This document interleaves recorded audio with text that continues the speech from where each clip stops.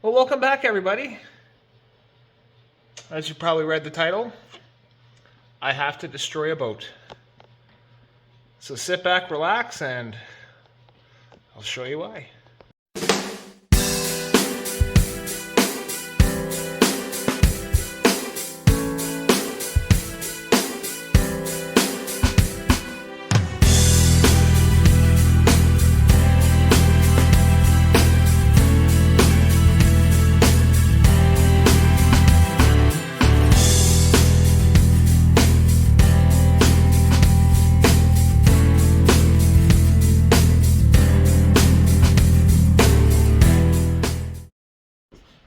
Alright, so let's start off by spraying down the boat, and I'll show you right where all the leaks are. And the reason why Quicksilver is telling me to destroy this boat.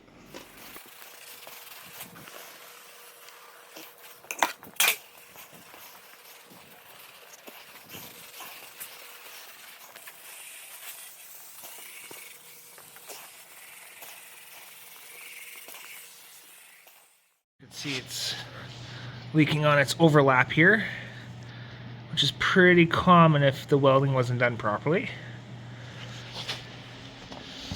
And then over here, this looks like it was either welded too much or not welded enough. And then, as you'll see, the valves are loose. But this is pretty common on these boats. The valves just need to be tightened, but the biggest issue is the seam leaks. I've got another one over here on the overlap. And then going on the inside of the boat here, there's some leaking on this valve. Alright, so this boat here came in for warranty. And a bunch of the seams, as you saw in the locker on there, were leaking. So because this boat is a fairly new boat, it's maybe a year and a half old, Quicksilver has stated that they're going to replace the boat for the customer. And they've ordered me to destroy this boat. So, what they want me to do is they want me to go to each of these valves and they want me to cut them out. And they also want me to go to the VIN plate and destroy it. So I'm going to show you guys what I'm going to do here to remove the VIN plate, destroy it, and we're going to use this video as a record for Quicksilver, but also a demonstration on how to destroy these boats. But before I start cutting out the valves and making sure this boat is no longer operational, let's give it a bit of a torture test and see how rugged they are, and not only that, how much abuse you can put to them. And then let's blow it up. I suggest do not try this at home.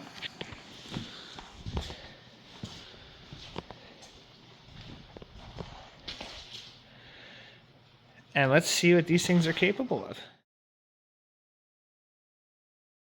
Starting with this chamber here, you've got our typical, knife you'd have on your boat if you're going to be filleting fish, and what happens if you just drop it on there? Let's see.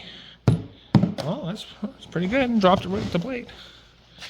Do a little bit higher up. Look at that. Look at that.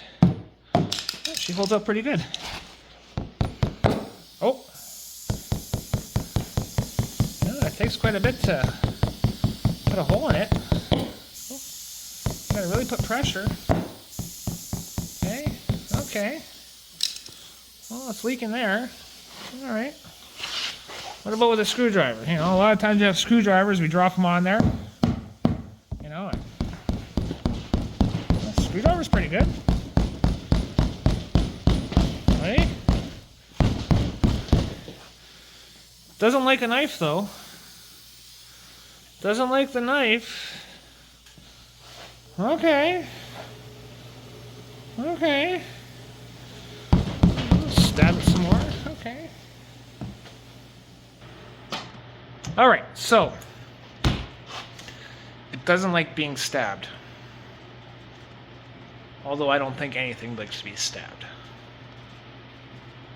With a knife at least. Stabbing it with a screwdriver, not a problem. But we really can't torture test it in the wintertime, unfortunately. Like I want to torture test it. But we're still going to blow it up. So here we go. So I've got one shot at this. Fingers crossed it works.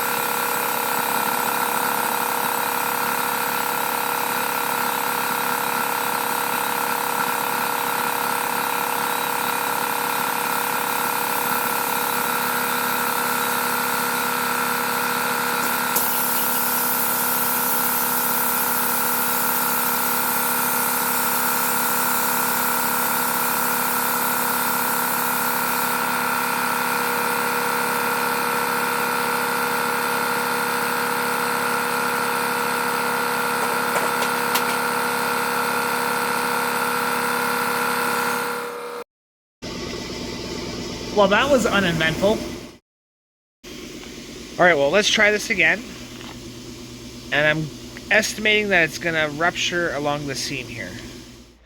Hopefully it does, but no guarantees.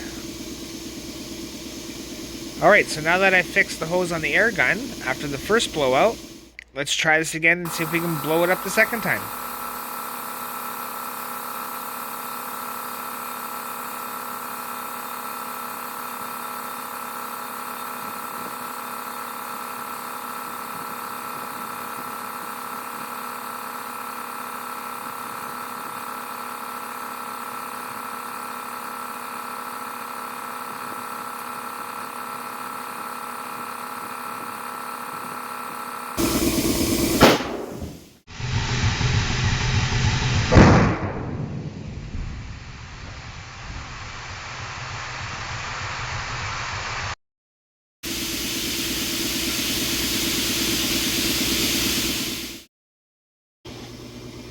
Well, would you look at that? It blew the adapter right off of the pressure gauge. And just think, that thing is glued on. That is extreme pressure. I wonder what else damages on this boat here. Let's find out. Well, that one scared me, I'm not gonna lie. I don't think I can blow this boat up. I stretched the hell out of the fabric. As you guys could see, this thing exceeded the gauge. And the gauge reads up to... yeah, what is that? 14 PSI. And then it buried it, so I'm guessing... well, I'm guessing this boat got to at least 30 PSI. 40 before it blew the adapter off the hose here. First time it blew the hose right off the gun. And then the second time it blows it right off the valve. Alright. Alright, so what I noticed here is when we overinflated this chamber, it blew out the baffle on this side, and then it was so powerful that it also blew out the baffle on this side. As you will see, I'm going to inflate the front chamber here, just for 3 pounds.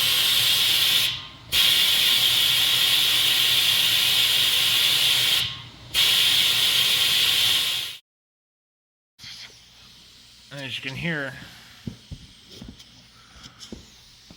she's just leaking through here. So there's so much power from the overinflation on this chamber that it blew up this baffle and this baffle. So a few other things that I noticed here, because it stretched it so much that it made the glue let go on the side, on these rub strakes. That's interesting. Never seen that. But yeah, that's pretty cool. But did that ever scare me? Oh boy. So now, let's take the VIN plate off, destroy it, remove these valves, cut them out, and we'll consider this boat destroyed. So using our pry bar, we're gonna go inside, try to get behind the VIN plate there, and pop it out. And then we'll take it over to the bench and cut it up.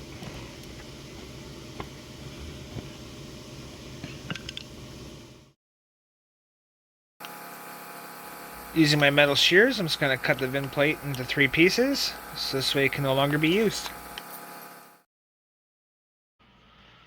So now let's get the valves cut out of this thing and remove that transom plate. And what I'll do is I'll open up the chambers here, and we'll see how badly it blew out the baffle.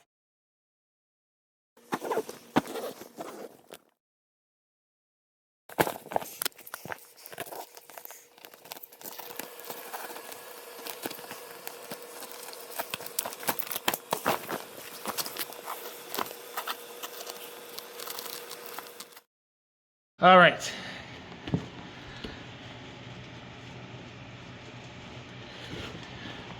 I'm going to show you guys the chaos that ensued when this baffle blew up.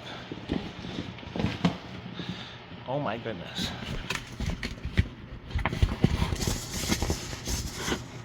As you can see, it just shredded this baffle. That's a lot of force. Oh my goodness. Look at that, just shredded. Wow. And here's the other side.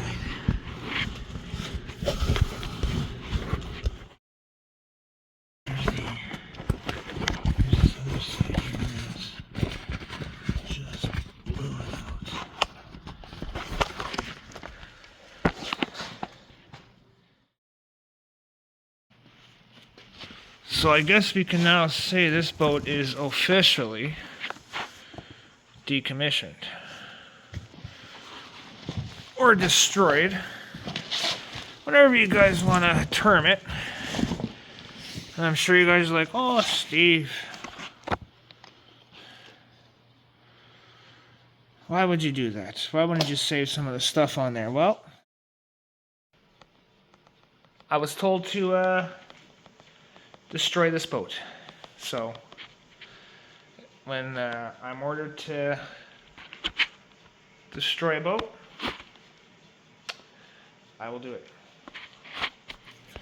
But just to make sure she does not get used anymore, we're going to go along the seam here and just cut it right out.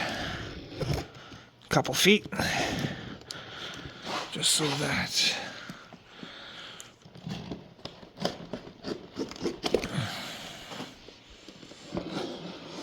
all right. Let's cut the seams out. She's good to go. And do the same thing on the cones. Both cones. Alright.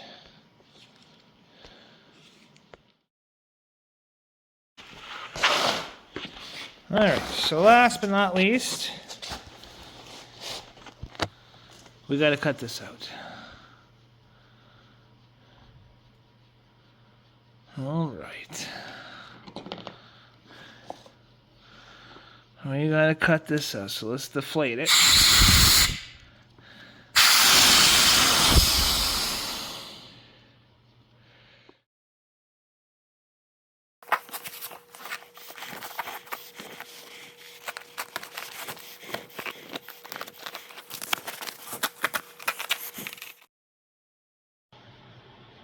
Alright, so now that this boat is pretty much destroyed and decommissioned, no longer viable for the sea or use or whatnot, this should be a good record for Quicksilver here. But it just goes to show you how strong these PVC inflatable boats are when they're made brand new. There's a lot of flack when it comes to them, and I know I'm going to hear it in the comments from every one of you that have had bad experiences, and they're like, oh, it's the climate you're in, blah, blah, blah, blah. You know, I understand you guys will sometimes buy a used PVC boat, and you know what? It's all based upon the age of the boat, because everything is glued, like your transom. The cone ends, these are glued on. You know, you're gonna, and you can even see, like, even your belting around this is all glued on. But the overall construction is pretty good. So these boats can definitely take some abuse, that's for sure. Especially if you overinflate them, and or just, you know, like, if you drop your knife on it, it's not going to puncture unless it's like a razor sharp knife. If you got tools on there, they're not going to puncture it, especially if you just leave them laying around. Like, if you stab your boat, well, as long as it's not sharp, it won't do anything. And it just goes to show you the construction of these boats. They're really well made. They can definitely take an abuse. But if there's any other manufacturers that want to test their boats out, send them down. I'm gonna put them through some works in the springtime, because this was just a little tester video to see what happens if you forget the air pump on there and it doesn't have a pressure regulator. Well, we know it blew off the valves on my thing and blew the hoses off of my setup, so, and it exceeded the 14 psi that's on the gauge. So these boats can definitely take a lot, especially this Quicksilver. I'm not gonna ever call down a Quicksilver boat now. Really well made boat. Just, you know, over time the glue wears out and you're gonna have issues with the transom pieces and other stuff that's glued on, like your cones and your handles, you know, just the accessory stuff. Cones aren't really accessory, but yeah, really well constructed boat, especially when they're brand new. Can take quite a bit of overpressurization. That's something I'm pretty impressed about. But yeah, in the springtime, I'm going to be doing some real torture testing, like throwing them off the back of a truck, dragging them down gravel road. Oh, just lots of stuff. You drop something off of the shelf and it landed on it. Let's see what we can come up with. Or leave some suggestions in the bottom there, and we'll make sure we try them out in springtime there. So yeah, if you enjoyed this video, make sure you hit that like button that's somewhere over here. Subscribe if you're new to the channel, and I'm gonna quit my rambling, and you guys have a good night, or a good morning, or a good afternoon. But stay safe, happy boating everyone, and we'll see you on the next video.